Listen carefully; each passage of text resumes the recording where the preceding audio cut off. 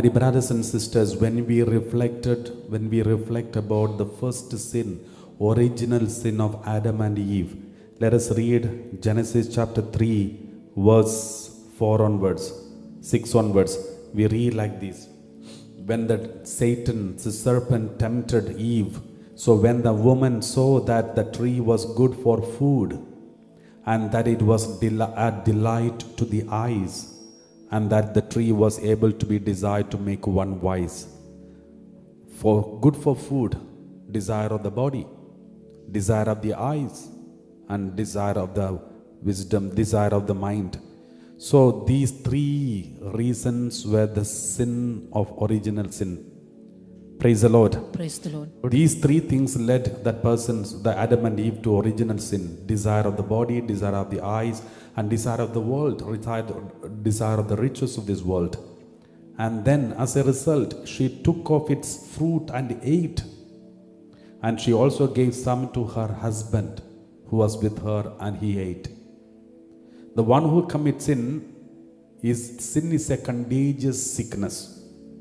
If one commits sin, he will make sure that those who are around him or around her also fall into the same sin. Sin is always contagious, just like grace is also contagious. Holiness is also contagious. But sin is also equally contagious. Sometimes sin is more attractive than the holiness in this world. Praise the Lord. Praise the Lord. And therefore, the moment she committed sin, she made her husband also to commit sin. The moment you are in sin, you will make sure that those who are around you also fall into the same kind of sin, or some kind of sin. Because that is why St. Augustine said, no Christian will go to heaven alone, and no Christian will go to hell alone. If he goes to heaven, he will make sure to take many people along with him. The same way, if he goes to the hell, he will also make sure to take many people along with him.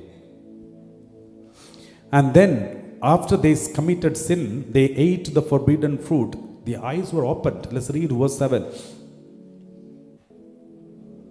Then the eyes of both were opened. Then the eyes of both were opened. opened. And they knew that they were naked. And they knew that they were naked. And they realized their nakedness, their body, their shortcomings in their body, they realized it. Until then, their eyes were only seeing everything the way God looks at everything. When God looks at you and looks at me and looks at everyone, He looks in a different way. When God looks at you, He can see your nakedness, but He is not ashamed to look at you. A small baby looks at each other, even though he is naked, a small baby is naked, moving around, but he is not ashamed of his nakedness. And we were like small babies. Adam and Eve were like small babies. They were not worried about their nakedness because they were looking at others through the eyes of God, because they were covered by the grace of God. But when they were able to look at others through the eyes of God, therefore, they didn't see anything weak in anything. They found the world is beautiful, tree is beautiful, another human being is beautiful, Eve is beautiful, and the Adam is handsome. So they were able to see everything in a different way, because they were able to see through the eyes of God because of their grace. But the moment they committed sin, grace is gone. When grace is gone, they are unable to see through the eyes of God. Instead, their human eyes opened and they started to see everything through the eyes of human being. Human eyes. That is why it is written, then the eyes of both were opened, and then they found something is wrong. They started to see everything, something is lacking. They found they are naked, cloth is lacking. They looked at the world, they found this is not so beautiful. Just before eating the forbidden fruit, they found this is paradise. But after committing sin, the eyes were opened, human eye was opened, and now they found this is not paradise.